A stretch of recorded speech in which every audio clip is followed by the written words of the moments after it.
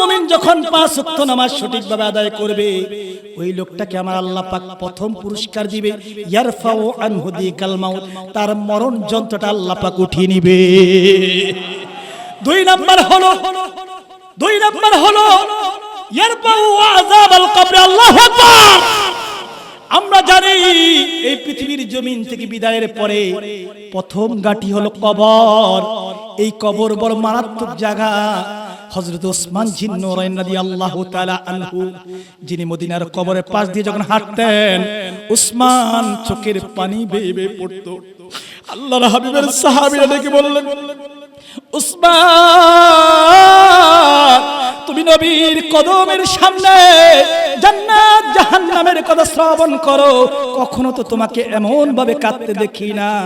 কিন্তু বাবা ওসমান, যখন এই কবরস্থানের পাশে চলে আসো, তোমার চোখ বিবি পানি পড়ে গো কেন বাইরে? ওসমান ডেকে বললেন, সাহাবীরা রে, ও আমার সঙ্গীরা রে, এই দুনিয়ার জমিন থেকে বিদায়ের পরে আমার নবী বলেছে সবচেয়ে কঠিন জায়গা কবর। সবচেয়ে কঠিন জায়গার নাম কি? কবর। এই কবরের আযাব থেকে সর্বদা আল্লাহর কাছে পানা চাইবেন, আল্লাহুম্মা ইন্নী আউযু বিকা মিন আযাবিল কবর। আল্লাহু আকবার। হযরত ওসমান ডেকে বলল, সাহাবীরা রে, আমার নবী বলেছে পরকালের প্রথম ঘাঁটি হলো কবর। এই কবরের যন্ত্রণা থেকে, কবরের মুনকার নাকির প্রশ্ন থেকে, মান রাব্বুকা মান দীনুকা মান নাবিয়ুকা, এই প্রশ্নের জবাব যদি সঠিকভাবে না দিতে পারি রে, তাহলে নবী বলেছে ওই ব্যক্তির কোনো উপায় থাকবে না। বাবা বন্ধু আমার গভীর মনোযোগ, নামাজ যারা পড়ে সঠিকভাবে, নামাজ যারা পাবন্দি আদায় করে, জামাতের সহিত আদায় করে, এই লোকদেরকে আমার আল্লাহ পাক 2 নম্বর পুরস্কার হলো তার কবরের মধ্যে আযাব হবে না। কবর নামার সঙ্গে সঙ্গে ওই নামাজটা তার জন্য সাক্ষী হয়ে যায়। হাদিসের মধ্যে রয়েছে, একজন নামাজি ব্যক্তি যখন কবরে নামানো হয়, ওই নামাজি ব্যক্তির ডান দিকে বাম দিকে চতুর্দিকে 70 গুণ করে আল্লাহ পাক কবরটা প্রশস্ত করে দেয়। বাবাজি 3 নাম্বার পুরস্কার হলো, একজন ব্যক্তি যখন 5 ওয়াক্ত নামাজের পাবন্দি হয়ে যায়, ওই লোকটা 3 নাম্বার পুরস্কার হলো আযাবাল কবরে ওয়ায়ুতিউল্লাহু কিতাবাহু বিয়ামিনিহি। কিয়ামতের ময়দানে কঠিন হাসরের দিবসে প্রত্যেকে যেদিন ইয়া নাফসি করবে, ওই দিন আল্লাহর হাবিব বলেন 5 ওয়াক্ত নামাজ তাকে আল্লাহ পাক ডান হাতে আমলনামার ব্যবস্থা করে দিবে। ডান হাতে আমলনামা পাইবেন, নামাজ পড়বেন। আল্লাহ রাসূল কয় ওই লোকটার জন্য আল্লাহ খাস মেহমানদারি হাসর ময়দান থেকে শুরু হয়ে যায়। সুবহানাল্লাহ বলুন। এজন্য আল্লাহর রাসূলের সাহাবীরা জীবন যাইতো, নামাজ ছাড়তে রাজি না। সুবহানাল্লাহ। জীবন যাইবে তারপর নামাজ ছাড়তো না। আজকে মুসলমান নামাজ মসজিদে ইমাম মুয়াজ্জিন সহকারে 5-6 জন মুসল্লি ফজরে পাওয়া যায়, ঠিক না ভাই? ঠিক। আপনাদের এলাকায় মনে হয় সেটা বেশি পাওয়া যায়। অবস্থা খুব বেতাল। নামাজ আমিরাতুল মাসাজিদ, মসজিদগুলো অত্যন্ত জগজগপূর্ণ হয়েছে, টাইস হয়েছে, আইস এমনকি আইপিএস হয়েছে, সব হয়েছে, কিন্তু মুসল্লি শূন্য, ঠিক না ভাই? ঠিক। আমাদের যুবকরা আজকে নামাজের সময় হলে রাস্তার মোড়ে মোড়ে আইফোন, বিভিন্ন হেডফোন, ইয়ারফোন লাগিয়ে গান শুনি কিনা বাবা? মুরব্বী বাবারা বলে নামাজে আসো, আপনার নামাজ আপনি পড়েন, বলে কিনা? আবার এই কথা বলে আপনাদের মতো বয়স হলে আমরা পড়ব, বলে কিনা? ও যুবক, এই সময়কে তুমি পাইবা নাকি? আজকে এখানে আমরা বসলাম, কাল কেমন হতে পারে কবর জিন্দেগি হতে পারে কিনা রে বাবা? হযরত ওমর ডাক দিয়ে বললেন, আল্লাহর রাসূল আমার কাঁধের মধ্যে হাত দিয়ে বলতেন, ওমর দুনিয়ার জমিনে যখন চলবা, দুনিয়ার জমিনে যখন হাঁটবা, দুনিয়ার জমিনে যখন বসবাস করবা, তুমি মনে করবা তুমি একজন মুসাফির, আর তুমি যখন সকাল বেলায় উঠবা সন্ধ্যায় বাজবা এই আশা করবে না। এজন্য ওসমান বলতেন, ওই দিন থেকে আমি ওমর বলতাম, অসুস্থ হওয়ার আগে সুস্থতার সুযোগ গ্রহণ করো। সুবহানাল্লাহ। যে কোনো টাইমে, এনি টাইমে আমরা অসুস্থ হতে পারি না বাবা? এই আজকে আমার মোবাইলে কল এসেছে, গতকালকে দোকানদারি করেছে, কিন্তু আজকে লাশ। কিসের অহংকার, কিসের বাহাদুরি? যে কোনো সময় তুমি লাশ হতে পারো, পারো কিনা? এনি টাইম তুমি লাশ হতে পারো।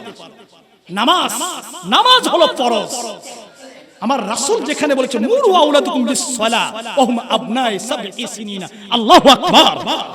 রাসূল যেখানে বলেছে, আবু দাউদ শরীফের হাদিস, আল্লাহ রাসূল বলেছে 7 বছর হইলে নামাজের জন্য আদেশ করো, ওয়াদরিবুহুম, তাদেরকে প্রহার করো, ওয়া হুম আবনাই সিনিনা, যখন 10 বছর হয় তাদেরকে প্রহার করো।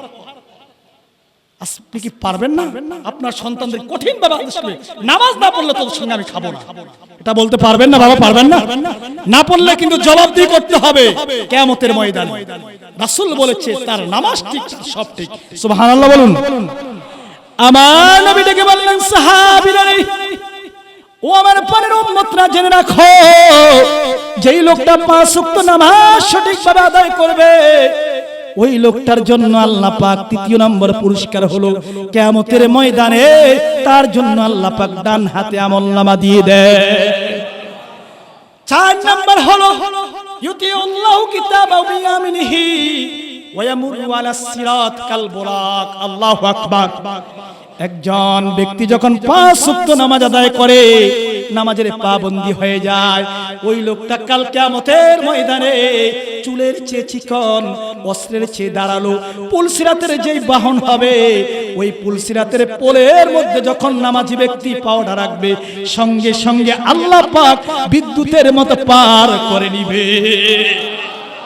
সুবহানাল্লাহ বলুন। খুশি না বাজার? নামাজ পড়বো না ছাড়বো?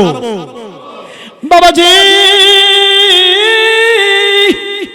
আমার নবী ডেকে বললেন, সাহাবীরা রে, ও আমার প্রাণের উম্মতরা, জেনে রাখো 5 নম্বর হলো একজন নামাজি ব্যক্তি সঠিকভাবে নামাজ আদায় করলে, 5 ওয়াক্ত নামাজ আদায় করলে, ওই লোকটার 5 নম্বর পুরস্কার হলো ইউদখিলুল জান্নাতা বিগাইরি হিসাব, সে বিনা হিসাবে আল্লাহর তৈরি জান্নাতের মেহমান হয়ে যায়।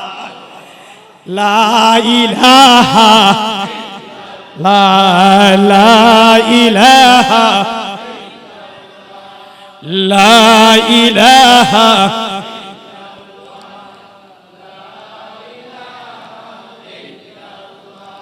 লা ইলাহা ইল্লাল্লাহু মুহাম্মাদুর রাসূলুল্লাহ সাল্লাল্লাহু আলাইহি ওয়াসাল্লাম। বাবাজি বন্ধু আমার, বলতেছিলাম নামাজি ব্যক্তির 5টা পুরস্কার আমরা পাইলাম তো ইনশাআল্লাহ। আমার রাসূল হাদিসের মধ্যে বলেন, যেই দিন কিয়ামতের ময়দানে আল্লাহর নূর ছাড়া, আল্লাহর আলো ছাড়া আর কোনো আলো থাকবে না, ওই কিয়ামতের ময়দানে নামাজি ব্যক্তি যখন দাঁড়াবে, সঙ্গে সঙ্গে তার চতুর্দিকে নূরের ঝলক বের হবে। সুবহানাল্লাহ, আসতে বললেন। আর ওই ব্যক্তি কিয়ামতের ময়দানে যত ধরনের বিপদ আছে, সব বিপদ থেকে আল্লাহ পাক এই নামাজের মাধ্যমে তাকে রক্ষা করবে। সুবহানাল্লাহ। বাবাজি বন্ধু আমার, গভীর মনোযোগ। আজকে আমরা নামাজ পড়ি, কিন্তু আমাদের মন থাকে ক্ষেতের মধ্যে, আছে কিনা রে বাবা? নামাজ পড়ি কিন্তু মন থাকে দোকানের মধ্যে। আল্লাহর হাবিবের সাহাবীদের নামাজ কেমন ছিল? শেরে খোদা আলী, নবীজির জামাতা হযরতে আলীর জীবনের মধ্যে পাওয়া যায়। যুদ্ধের ময়দানে তীরবিদ্ধ হয়েছে হযরতে আলী। হযরতে আলী প্রচন্ড ব্যথা পাচ্ছে, সাহাবীরা বারবার চেষ্টা করছে তীর খোলার জন্য, কিন্তু রে বাবা ওই তীর খুলতে পারতেছে না। আমার নবীর দরবারে অভিযোগ করে, ইয়া রাসূলুল্লাহ, ইয়া হাবিবাল্লাহ, আলীর তীর বিদ্ধ হয়েছে, কিন্তু আলীর তীর যখন খোলার জন্য চেষ্টা করি, হযরতে আলী কেঁদে দেয় এবং আওয়াজ করে, ইয়া রাসূলুল্লাহ, ইয়া হাবিবাল্লাহ, হযরতে আলীর এই তীর খোলার কোন মাধ্যম আছে কিনা? আমার নবী ডেকে বললেন, সাহাবীরা রে, আর দেরি করিস না, আমার আলীকে তোমরা নামাজের মধ্যে দাঁড়িয়ে দাও। হযরতে আলীকে যখন 2 রাকাত নামাজের জন্য দণ্ডায়মান করা হলো, হযরতে আলী 2 রাকাত নামাজ আল্লাহর দিকে রুজু হইয়া ইখলাসের সহিত এমন ভাবে পড়তেছে, দুনিয়ার কোনো খেল নাই। আমার রাসূল যেখানে হাদিসের মধ্যে বলেন, আনতা আবুদাল্লাহ কাআন্নাকা তারাহু ফাইন লাম তাকুন তারাহু ফাইন্নাহু ইয়ারাকা। আল্লাহু আকবার। আমার নবী বললেন, তোমরা যখন নামাজে দাঁড়াইবা, তোমরা যখন আল্লাহর দরবারে তাকবীর তাহরিমা বাঁধবা, তোমাদের মনটা এমন ভাবে রাখবা যেন তোমরা আল্লাহকে দেখতেছো। আল্লাহকে যদি নাই দেখো, মনে করবা আমার জীবনের শেষ নামাজ, মনে করবা আমার জীবনের শেষ নামাজ।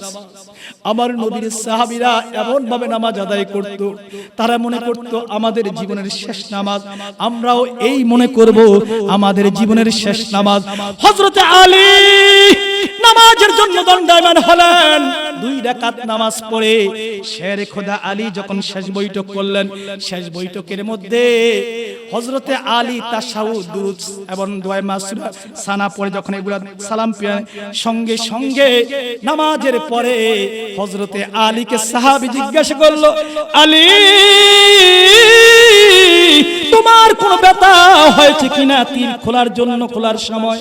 আলী জবাব দিল, তোমরা কখন তীর খুললা আর কখন বের করলা, আমি আলী এক বিন্দু টের পাই না, এক বিন্দু টের পাই না। কি নামাজ!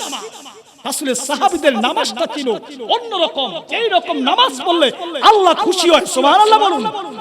আজকে আমরা নামাজও পড়ি, আমাদের মনটাও খেতের আইলে থাকে, থাকে কিনা বাবা?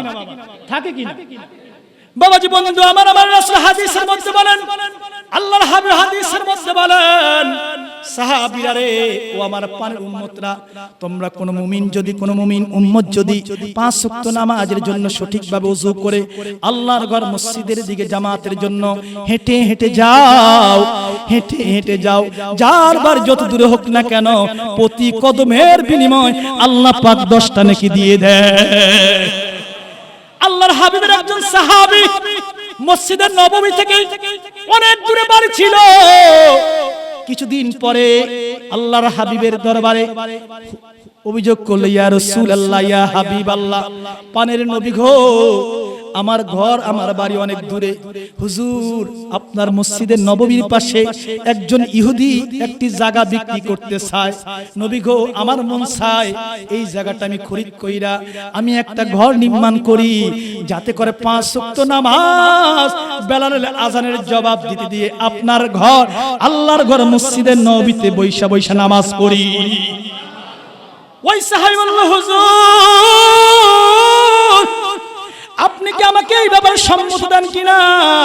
আমার নবী ডেকে বললেন, সাহাবী রে, ও পানের সাহাবী, তুমি যত দূর থেকে মসজিদে নববীতে আসা যাওয়া করো, যত দূর থেকে তোমরা আসা যাওয়া করবা, প্রতি কদমে আল্লাহর তরফ থেকে 10টা নেকি পাইবা। সাহাবী রে, তুমি দূর থেকে আসো, তোমার সওয়াব বেশি হয়, তোমার এই কাছে আসা দরকার নাই, বরং দূর থেকে ঘন ঘন পাও দিয়ে চলে আসো। বাবাজি বন্ধু আমার, বলতেছিলাম আমার নবী হাদিসের মধ্যে বলেন, কিয়ামতের ময়দানে এই পৃথিবীর জমিনে যারা, এই পৃথিবীর জমিনে যারা সঠিকভাবে নামাজ আদায় করবে না, তাদের জন্য আল্লাহ পাকের তরফ থেকে কঠিন শাস্তির ব্যবস্থা হবে। হাজরিন, এজন্য বলতে চাই 5 ওয়াক্ত নামাজ সঠিকভাবে আদায় করতে হবে। নামাজে যখন দাঁড়াবো, নামাজে যখন দাঁড়াবো, আমাদের মনটা, আমাদের দিলটা আল্লাহর দিকে রুজু করতে হবে। আল্লাহ পাক ওই সকল নামাজীদেরকে ডেকে বললেন, যারা নামাজে দাঁড়ানোর পরে দুনিয়ার কোনো খেয়াল করে না, যারা নামাজে দাঁড়াবার পরে আল্লাহর দিকে মন সপে রাখে, ওই নামাজীদের ব্যাপারে আমার আল্লাহ বলেন, قد أفلح المؤمنون الذين هم في صلاتهم خاشعون। আল্লাহু আকবার। আল্লাহ কয়, ওই সকল নামাজীরা সফল কাম, যারা নামাজ আদায় করে খুশু-খুশবুর সহিত, একনিষ্ঠতার সহিত, মনটা দিলটা এক আল্লাহর জন্য রুজু করে। সুবহানাল্লাহ বলুন। আমাদের নামাজ, আমাদের কুরবানি, আমাদের জীবন, আমাদের মরণ সব তার জন্য। সাহাবীরা দেখেন, সাহাবীরা আমার রাসূল যুদ্ধের ময়দান থেকে ফিরতেছে, সর্বশেষ ঘটনা বলে আমি শেষ করতেছি। যুদ্ধের ময়দান থেকে ফিরতেছে আল্লাহ রাসূলের সাহাবীদেরকে নিয়ে, মদিনার জমিনের কাছাকাছি আসা মাত্র মাগরিবের সময় হয়ে গেল। আল্লাহ রাসূল সাহাবীদেরকে বলে, সাহাবী, আমরা এই রাতের বেলায় মদিনায় প্রবেশ করব না, তোমরা সবাই এই জায়গার মধ্যে তাবু গাড়ো। আল্লাহু আকবার। আল্লাহ রাসূল বলা মাত্র সাহাবীরা আল্লাহ রাসূলের সঙ্গে তাবু অবস্থান করলেন। আমার রাসূল ইশার নামাজের পরে বললেন সাহাবীরা আজকে এই রাত্রি বেলায় আমরা বিশ্রাম নিব, আমরা একটু বিশ্রাম নিব। এই বিশ্রামের সময় সারা রাত্র তোমরা এমন কে আছো? দুইজন সাহাবী দাঁড়াও যারা সারা রাতে পাহারা দিবে। সুবহানাল্লাহ। দুই সাহাবীদের মধ্যে একজন সাহাবী দাঁড়িয়ে গেলেন হযরত আব্বাদ রাদিয়াল্লাহু, আল্লাহু আকবার। হযরত আব্বাদ দাঁড়িয়ে গেলেন, দ্বিতীয় সেই সাহাবী দাঁড়াইলেন, বললেন ইয়া রাসূলুল্লাহ, ইয়া হাবিবাল্লাহ। হযরত আম্মার বিন ইয়াসির বললেন হুজুর আমার জীবন যাইবে, তারপর আপনাদেরকে সকাল পর্যন্ত পাহারা দিব। সুবহানাল্লাহ। এই দুই সাহাবী সারা রাতে নবীর জন্য পাহারা দিতে হলো। আল্লাহর রাসূল সাহাবীদেরকে নিয়ে সারা নামাজের পরে ঘুমিয়ে গেলেন। এমন সময় সাহাবী কয়জন? দুইজন পাহারাদার, একজন হলো হযরত আব্বাদ রাদিয়াল্লাহু, আরেকজন হযরত আম্মার বিন ইয়াসির। এই দুই সাহাবী একজন হযরত আব্বাদ ডেকে বলল, আম্মার, রাসূল তো ঘুমিয়ে গেলেন, আমার মন চায় আজকে এই গোটা রাতটাকে আমরা দুই ভাগ করে নেই সময়টাকে, এক ভাগ তুমি পাহারা দিবা, আরেক ভাগ আমি আব্বাদ পাহারা দিব। সুবহানাল্লাহ। এই কথা বলার পর হযরত আম্মার বিন ইয়াসির তিনি বললেন, ভাই আব্বাদ, তুমি রাতের কোন অংশটা নিবা? হযরত আব্বাদ বললেন, তুমি যে অংশটা নিবা আমি বাকিটা নিব। আল্লাহু আকবার। এবার হযরতে আম্মার বলেন, ঠিক আছে আমি রাতের শেষ ভাগটা নিলাম। হযরতে আব্বাদ রাতের প্রথম অংশে দাঁড়িয়ে পাহারা দিচ্ছেন। এমন সময় তার মনের মধ্যে আল্লাহর পক্ষ থেকে এলা আসলো। তিনি দাঁড়িয়ে গিয়ে বললেন, হায় রে, এই অযথা সময়টাকে না পার করে আমি যদি রাসূলের কদমের সামনে দাঁড়িয়ে একটু দুই রাকাত নামাজ আদায় করতাম। আল্লাহু আকবার। হযরতে আব্বাদ দুই রাকাত নামাজ পড়া শুরু করলেন। এমন সময় ওই যুদ্ধের মধ্যে, যেই যুদ্ধ থেকে হযরতে আব্বাদ নবীর সঙ্গে আগমন করেছেন, ওই যুদ্ধে এক কাফেরের স্ত্রী মারা গেল। ওই কাফের প্রতিজ্ঞা করলো, যতক্ষণ পর্যন্ত নবীদের সাহাবীদেরকে আমি কতল না করব, আমি এক পেয়ালা পানি পান করব না। নাউযুবিল্লাহ।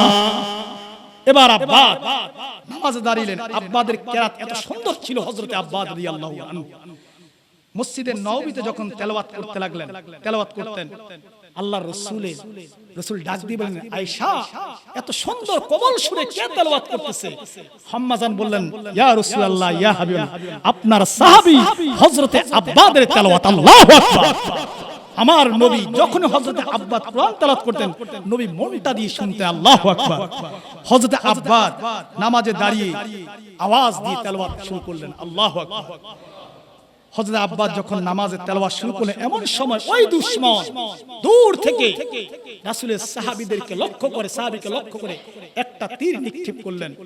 এই তীরটা এসে হযরতে আব্বাদের সিনার এদিক থেকে ঢুকে অপর পাশে বের হয়ে গেল। ইন্না লিল্লাহি ওয়া ইন্না ইলাইহি রাজিউন। তারপর আব্বাদ রাদিয়াল্লাহু নামাজ সাল্লেন।